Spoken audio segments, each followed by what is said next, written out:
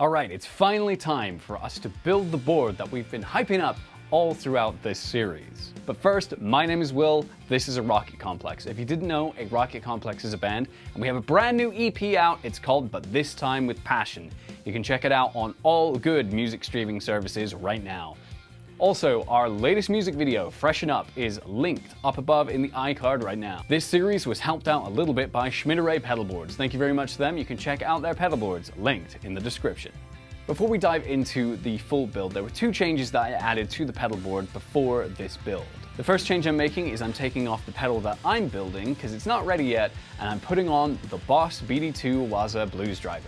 The other one is completely out of left field for me, and I'm putting on a Sub and Up Mini from TC Electronics. The reason is a Rocket Complex is putting out a new cover soon, and we needed a synthy octave up sound on the lead sounds for the guitar. I found octave up to be super useful for that song, so I'm keeping it on the pedalboard. As I go through the build, I'll call out relevant episodes from the pedalboard building series to help you if you're at this different point in your build. Alright, without any further delay, let's get into the build. First things first, let's get our board on somewhere it'll be comfortable to work on for a while. A good starting point for any board build is to do a test fit before running any cables to make sure all the pedals fit in your layout. Here I'm using guitar picks to prevent the Velcro from sticking all the way whilst doing the test fit. Awesome, it looks like everything fits. Next, we're going to remove all the guitar picks and put the pedals back down and start running the power. Here I'm using the Gig Rig Generator modular power supply. This lets me power all my pedals and keep it in a really small form factor. I've got my analog effects in one isolator and all my digital ones in another one, with two more beefy adapters for the Volante and the Vibe Machine. Having this modular power supply will help my pedals sound their best. As I go, I check that each power cable works and powers on each pedal. The episode on power is linked in the iCards right now. Awesome, with all the power working, it's time to run the audio cables. On this build, I'll be using both soldered and solderless connections, depending on size and what I need the cable to do. Our episode all about cables is linked in the iCard right now. Today on this build, I'm using pedal patch cables. They're super easy to work with and to put together. I've had no issues with dead cables. Here we're going from the in and out box to the switcher, then to all the pedals, back to the in and out box, to the amp, back from the amp, into Volante, and then back to the power amp to make it loud. Our episode on what order you should put your pedals in is linked in the iCard right now. If you run into any problems and have cables that don't work and don't pass signal, work backwards from the output. It'll make it easier to find the cable that's gone wrong. Once all the cables are run, you should test your board to make sure that the cables work, and then you should be good to go. And there we go, that is one sexy pedal board.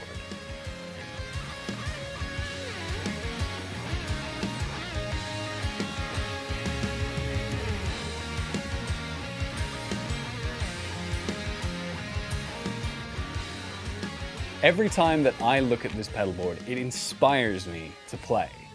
For me, this is my perfect pedal board.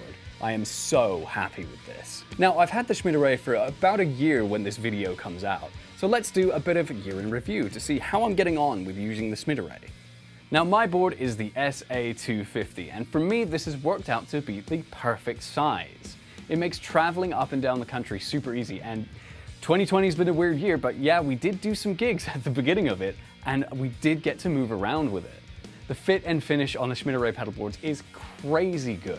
I love the spring-loaded handle and the spring-loaded latches, and everything that is metal on this board really works. The painted finish on the wood is super great, and I'm glad that I got the custom color with this instead of it just being black. A word of warning, if you use any pedals that have sharp corners or screws that are away from the pedal, you may get some paint rubbing off on the pedal board.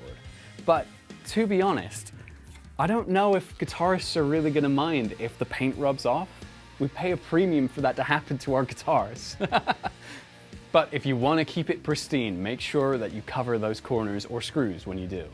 Ultimately, the Schmidt Array won't have just lasted me a year. I think this is going to last for many, many years to come. I am finally happy to end my pedalboard journey with you guys here. Thank you so much for watching this video, and hey, this series. If you enjoyed it, a positive rating would be super appreciated. You have no idea how much that helps out the channel. One of the cool things about having shot all of these videos over the last year is I have a ton of footage to use to make other pedalboard time-lapse videos, and 2 of them are going to be coming out real soon. So subscribe and hit the bell to be notified when those videos go live if you're interested in seeing any more build videos. Alright guys, I'll catch you in the next one. See ya.